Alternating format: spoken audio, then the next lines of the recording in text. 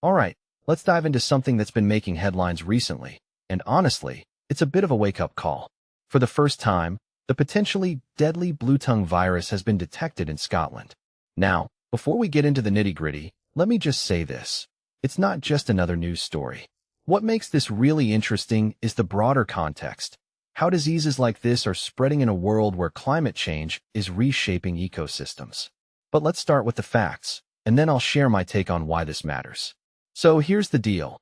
A single case of Bluetongue serotype 3, BTV3, was found on a farm in Dumfries and Galloway. The affected animal was euthanized, and the farm is now under restrictions. This isn't an isolated incident, though.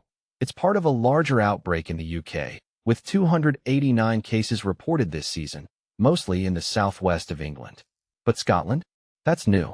And it's a big deal because Bluetongue isn't something Scottish farmers have had to worry about until now. Now, personally, I think what's most fascinating here is how this virus spreads.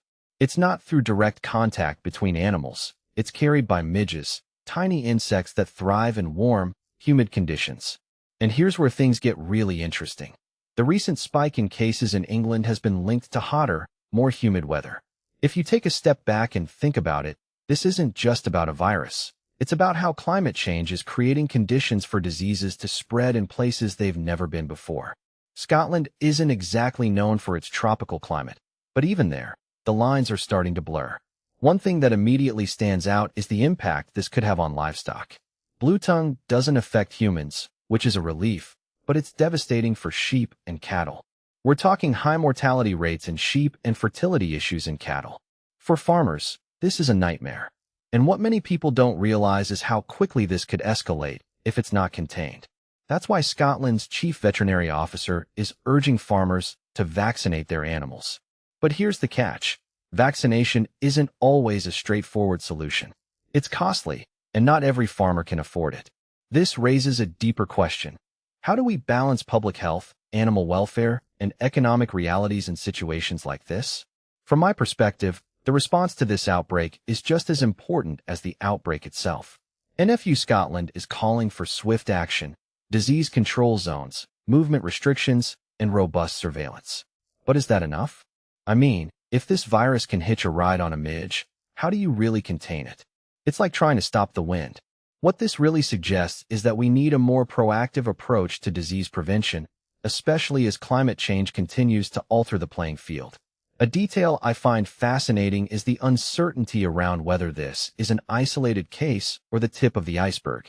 The chief veterinary officer admitted they don't know if Bluetongue is circulating in Scotland or if this was just a one-off. That's a scary thought, right? Because if it's already spreading, we could be looking at a much bigger problem down the line. And honestly, I think that's the real story here. Not just this one case, but what it could mean for the future of agriculture in Scotland and beyond. If you ask me, this is a wake-up call. It's not just about Bluetongue.